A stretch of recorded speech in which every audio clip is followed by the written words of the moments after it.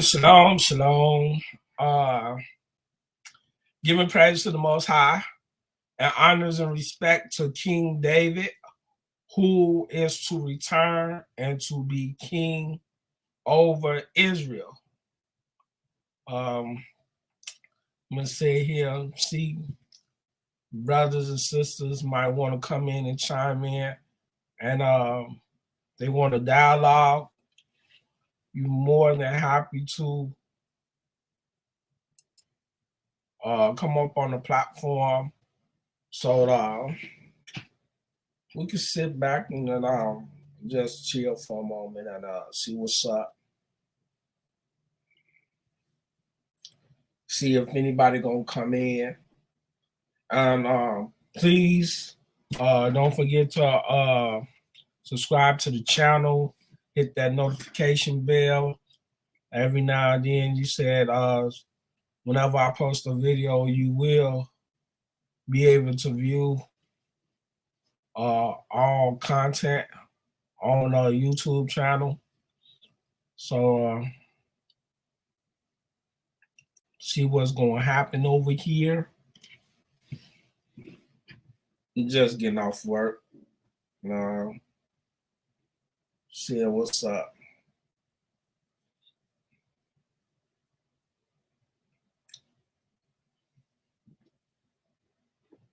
Well, normally I just get down to the information, but I would like to chime in and dialogue with some brothers and sisters.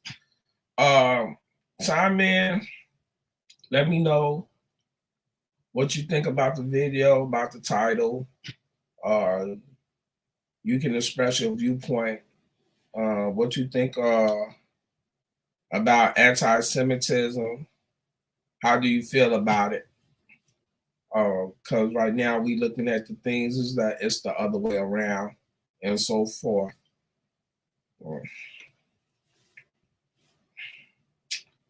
Well,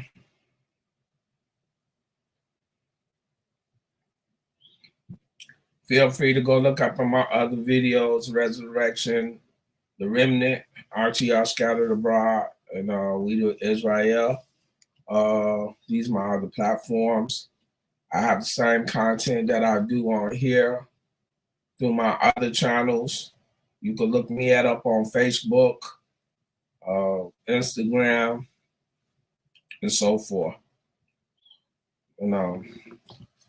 Well, see, ain't nobody chiming in. Let's go ahead and go through with the content. And hey, let's just do this video. The purpose for this video is that we going around listening to these fake Ashkenaz speak against about the Hebrew Israelite, talking about anti-Semitism. And it's funny how you can sit up here and claim that people are anti-Semitic when you're not even Semitic. So the whole thing, I want to go through the line from Ham, Shem, and Japheth to understand who are the people of God. Now, first, I want to play this video that I found up on YouTube, discussion with Black Lives Movement and Black Anti-Semitism. And let's just check this out. And Hannah Black. Bios are in the programs. Welcome. Thank you for being here. It's very exciting for me. I shouldn't do this. Laugh with you. Ben, thank you for your talk. That was very interesting. I was wondering whether comparisons between the Holocaust and the Black experience were less controversial, although closer in time to the events when Baldwin was writing, and if so, why or how that's changed. Let's If you have any see. idea. Yeah. You know, it's quite interesting because the short answer is yes, it changes in every context, right? Over time and place, the sort of frames of comparison and the reactions to comparisons change precisely, and that's part of what I was trying to show, right? Is that even from 1962 to 1967 to 1970, right, in the context of his own evolving relationship to the civil rights movement. His own comparisons changed, right? His own methods of comparing changed. So comparison takes place in an actuality, right? It's not just about memory. It's about now too. It takes place in the now for a certain reason. So that is in a nutshell, I would say. In terms of specific reactions, you know, to Baldwin's comparisons, it's interesting because before the war, in 1936, W.E.B. Du Bois spent about 4 months in Nazi Germany, and he wrote a number of columns for the Pittsburgh Courier while he was there, you know, denouncing the anti-Semitism, right, trying to kind of analyze the Nazi anti-Semitism. And when he came back, a German newspaper had reported, a German-American newspaper, you know, reported that Du Bois doesn't think that the situation of Blacks in the South and Jews are comparable at all. And after this was published in the German-American newspaper, the head of the AJC, the American Jewish Committee, wrote Du Bois a frantic letter, right, saying, did you really say this? What do you mean they're not comparable, right? And so we see that in that moment, he was desperately wanting the comparison, right? The precise opposite of what has become in a post-war moment, you know, a rejection of comparison, right? So that in the moment of fear and desperation, right, in a moment of actual politics, the comparison was going to have meaning for the American Jewish community, was going to communicate something to American audiences. And so that's just to point out, like, yeah, absolutely, right, is that in just every moment here, we see how the context of comparison, who is making comparisons, to what end, right, all shapes how they are received. Because ultimately, comparison is a very basic and banal kind of practice, right? I mean, it's just, we do it every day in small ways in our life, right? I mean, it's not, there's nothing really controversial. It's those contexts that I think charge it. Hannah, did you do you have a story about comparing sort of Jewish and Black trauma, or like just any like, I sort mean, of like in general? I think well, I mean, I was going to say oh no, yeah, I'm not doing that. Okay, whatever. But like well, let's go through with video. I was trying to share a video that I can't pull up. But check this out, right? How can us as melanated people be considered anti-Semitic when we are Semitic ourselves? How can you say that you anti-Semitic when you come from the line of Shem? It's impossible. Now, these people that claim to be Jews are not Jews.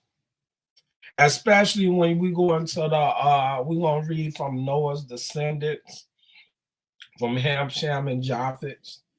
And they're going to tell you where each tribe come from each line of Ham, Shem, and Japheth.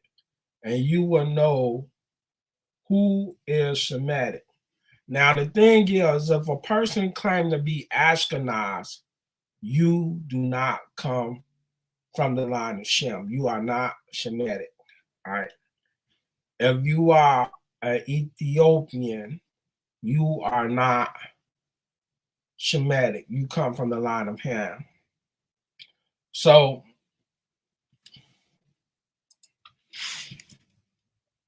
I'm gonna go into the word.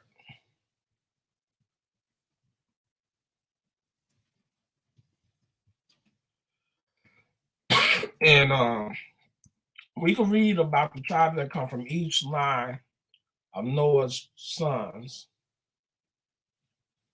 So I'm going to start in Genesis chapter 10. It said, now these are the generations of the sons of Noah, Shem, Ham, and Japheth. And unto them were sons born after the flood, the sons of Japheth, Gomer, and Magog, and Madai, and Javan, and Tubal, and Meshach, and Tyrus. And the sons of Gomer, Ashkenaz, and Ripta, and Torgama. Now I wanted to stop and go back to Genesis 10, verse 3, saying, the sons of Gomer, Ashkenaz, and Ripha, and Torgama. So these people that come or that claim to be Ashkenaz, it says that you are one of the sons of Gomer that come from the line of Japheth. So how can you be Semitic if you come from the line of Japheth, which is Ashkenaz is the son of Gomer? You cannot be considered to be Semitic. And it says, in the sons of Javan, Elisha, and Tarshish, Kittim, and Dodanim, by these were the isles of the Gentiles divided in their land, everyone after his tongue, after their families and their nations. So it lets you know that Ashkenaz was one of the sons of Gomer that came from the line of Japheth. So what is this thing that we have to go through about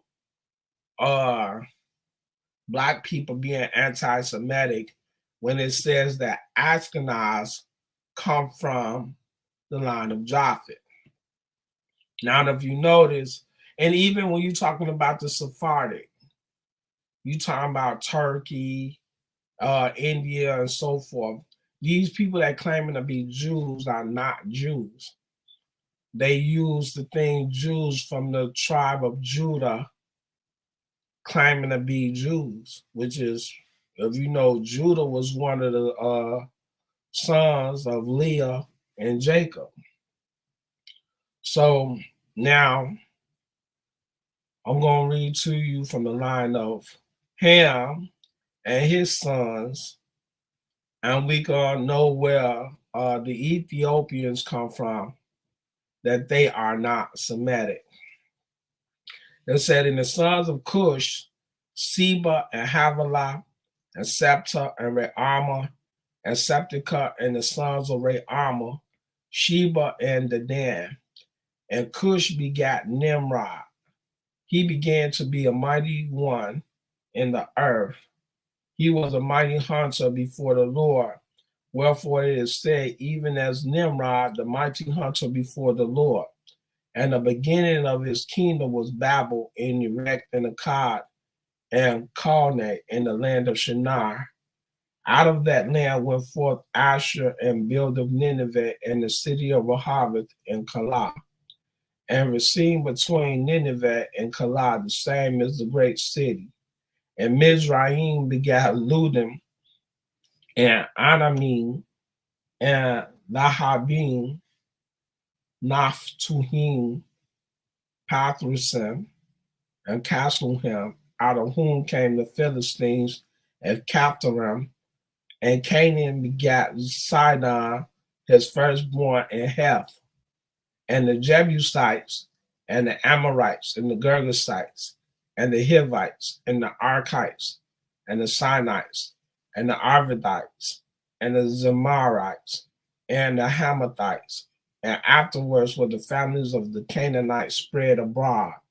And the border of the Canaanites was from Sidon, as thou comest to Gerar unto Gaza, as thou goest unto Sodom and Gomorrah, and Admah and Zeboim, even unto Laasha. These are the sons of Ham after their families, after their tongues, in their countries, and in their nations. So we see that, well, you talking about the Ethiopians come from the line of Ham. And so Ethiopians cannot be considered to be Jews or come from the line of Shem if you are coming from the line of Ham. So with Ashkenaz, his father is Gomer, but he comes from the line of Japhet. And with the Ethiopians come from the line of Ham. So now I'm gonna go into we're gonna go to Shem's descendants. And these are the tribes that come from the line of Shem, which are the tribes that come from Shem that are considered to be Semetic. It says, unto Shem also the father of the children of Eber, the brother of Jephthah the elder, even to him were children born. The children of Shem, Elam and Asher, and Arphaxad and Lud and Aram. And the children of Aram, Uz and Hol, and Gather and Mash. And Arphaxad begat Salah, and Salah begat Eber. And unto Eber were born two sons. The name of one was Peleg, for in his days was the earth divided, and his brother's name was Joktan. And Joktan begat Almadad and Shelef, and Hazarmaveh, and Jerah, and Hadaram, and Uzal, and Diklah, and Obal, and Abimael, and Sheba, and Ophir, and Havilah, and Obal. All these were the sons of Joktan, and their dwellings was from Mesha, as thou goest unto Sephar, a mount of the east. These are the sons of Shem, after their families, after their tongues, and their land, after their nation. So it tells you right here that Arphaxad had 5 sons, which was Elam, Asher, Arphaxad, and Lud, and Aram. And it tells you everyone from down from Shem's line are considered to be Semitic. Ashkenaz cannot be considered to be Semitic because they do not come from the line of Shem. Now, I want to go into Genesis. Let's do Genesis 11.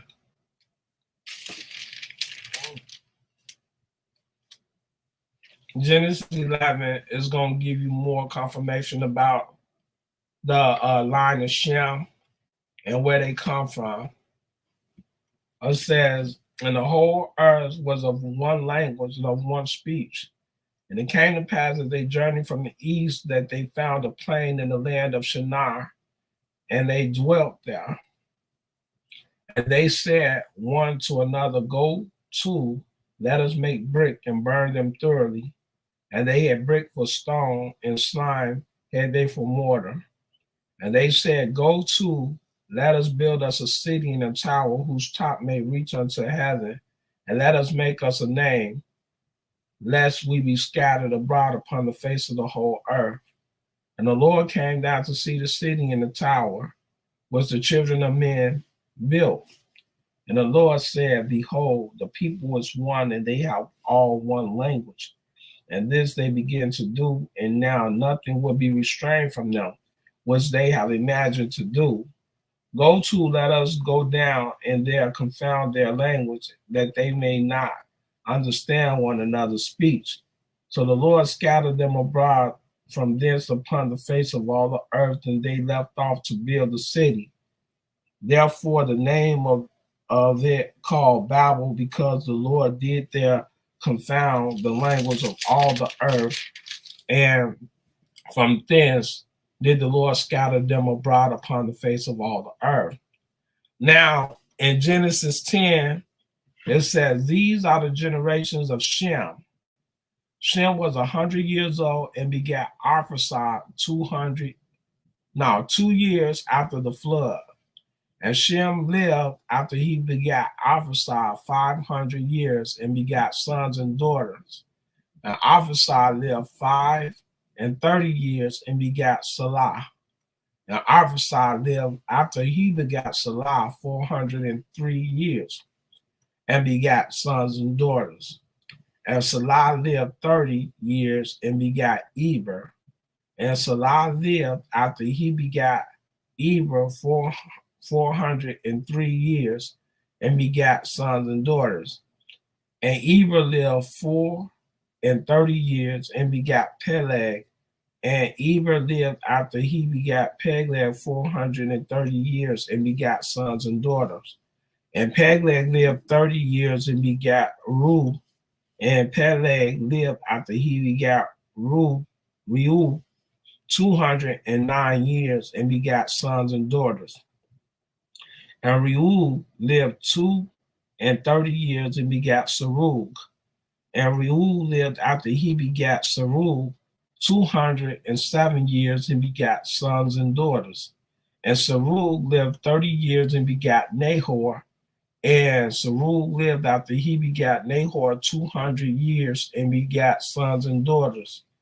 And Nahor lived 29 years and begat Terah. Now, this is where you come in from the Terah, who is the father of Abraham, coming from the line of Shem. And it says, and Nahor lived after he begat Terah 119 years and begat sons and daughter. And Terah lived 70 years and begat Abram, Nahor, and Haran. Now these are the generations of Terah, begat Abram, Nahor, and Haran begat Lot. And Haran died before his father Terah in the land of his nativity in Ur of the Chaldees. And Abram and Nahor took them wives. The name of Abram wife was Sarai, and the name of Nahor wife Milcah, the daughter of Haran, the father of Milcah, and the father of Iscah. So Terah is the son of Nahor, where she begat Abram, whose name was changed to Abraham.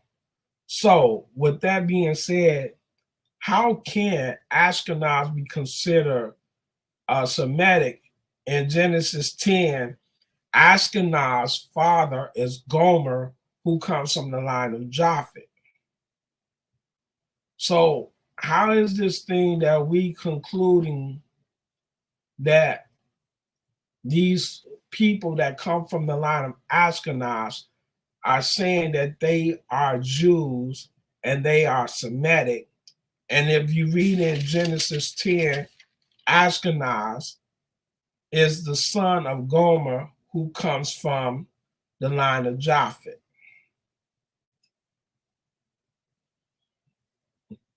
So I wanted to show you a video that they was doing about they was making commercials about anti-Semitism, and I wasn't able to share it, but I wanted to be able to share it about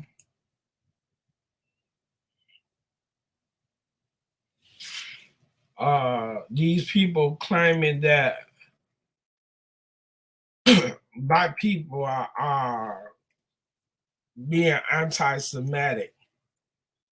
And these people do not come from the line of Shem at all. So that's my thing is,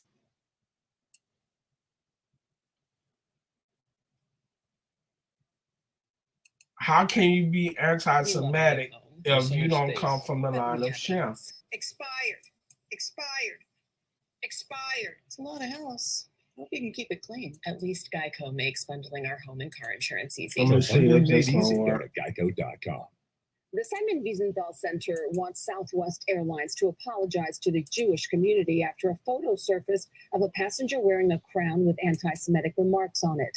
The flight was reportedly December 6th. The photo shows someone wearing a Burger King crown with the statement, "Yay is right," referring to the name rapper Kanye West now uses, and the phrase white power. The Wiesenthal Center said Southwest should reassure flyers it won't tolerate bigotry by passengers. We reached out to Southwest Airlines and have not heard back. Hello, I'm Mark Brown. Get more great ABC7 content by clicking the subscribe Well, YouTube channel. I'm not able to show it, ABC7 Los Angeles. but if you go up into Genesis 10 and Genesis 11, you can read through the sons of Noah, and it tell you every family that came from each son. Ashkenaz is the son of Gomer, who comes from the line of Japheth. Therefore, Ashkenaz cannot be considered Semitic if they do not come from the line of Shem. Abram come from the line of Shem. His father was Terah, which Terah fathers was Nahor. That comes from the line of Shem. So the whole point of this video is to shed light and information on when you talk about people being anti-Semitic and you don't come from the line of Shem, you cannot say that us as melanated people are claiming to be anti-Semitic when we are Semitic. We come from the line of Shem. The Ethiopians are not Semitic. They come from the line of Shem. The Sephardic people come from the line of Japheth. So when you look up in the word, it's just like people trying to cling on to the covenant and they have no ties for it. But the Most High talks about when Israel come into the fold, that all nations will be up under the covenant. And if we can read that coming up under the covenant does not make you a Jew, you are still considered who your father is. If you look up in Exodus 12, verse 49, the Most High said, one life shall be to him that is homeborn and unto the stranger that sojourn among you. So just like us being in America, we are up under the American rulership, that we are following the, people say follow the law of the land. We are being governed according to the laws of America. These people are not under the covenant which Moses gave to Israel when they was up in Mount Sinai in Exodus 24. They do not follow the covenant of the Creator, which the laws is given from Exodus, the 20th chapter, throughout the book of Exodus, Leviticus, Numbers, and Deuteronomy. Ashkenaz do not follow the covenant.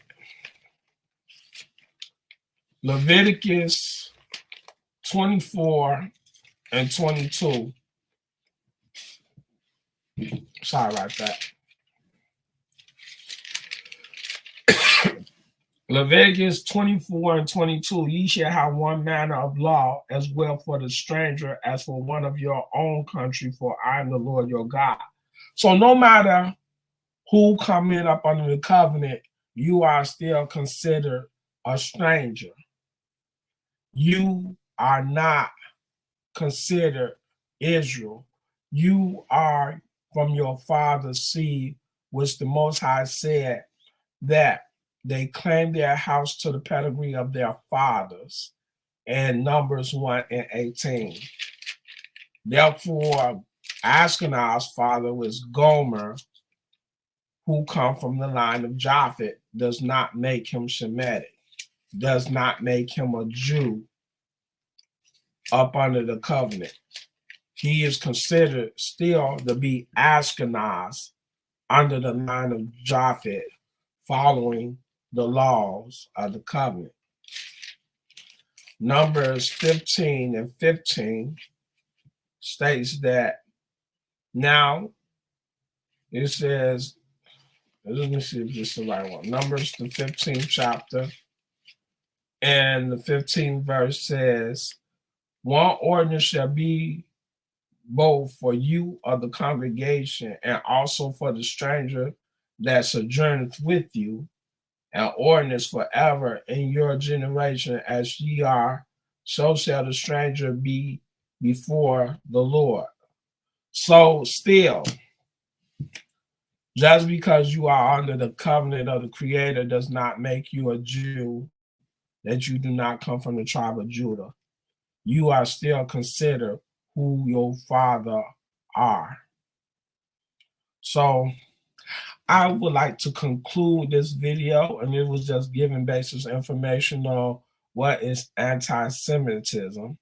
And I'll be doing a video next time talking about how masonry took from King Solomon, talking about the pillars, the pomegranates, the lilies, all these things which Solomon built in his temple, to know how masonry took from King Solomon building temple in 1 Kings, the 7th chapter.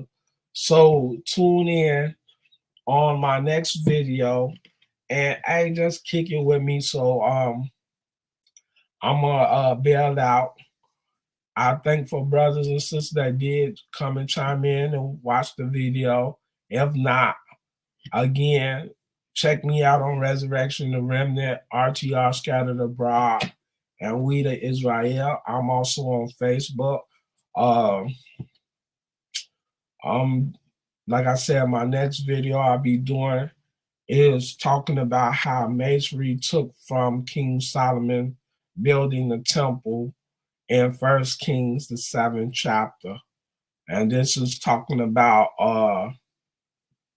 the pillars, what masonry used, the password, or what talks about Joktan and Boaz, Tubal Cain. I'll be showing you pictures of what Solomon built and what is also used in masonry. So check that video out. I'll be doing that sometime soon. So I'll be talking to you again. Shalom, giving praise to the Most High God. And let it be known that David will be our future king in the time that he will return. So giving praise to the Most High and honor and respect to King David. Shalom.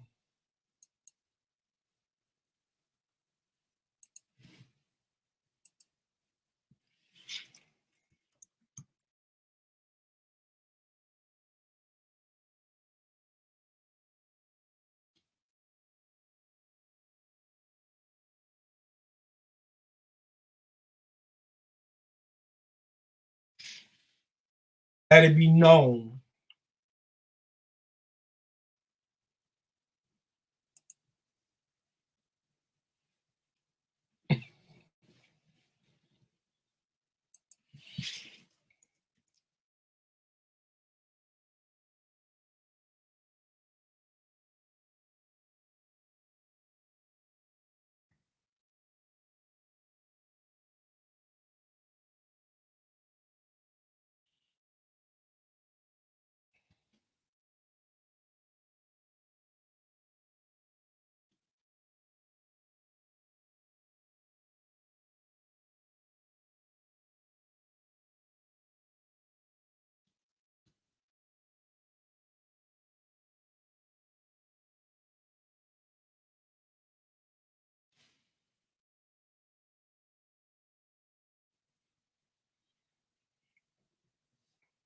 This is what you'll be seeing a lot on my YouTube channel. Love and praise to our God of Israel, and honor and respect to our King David. So shalom. Good night.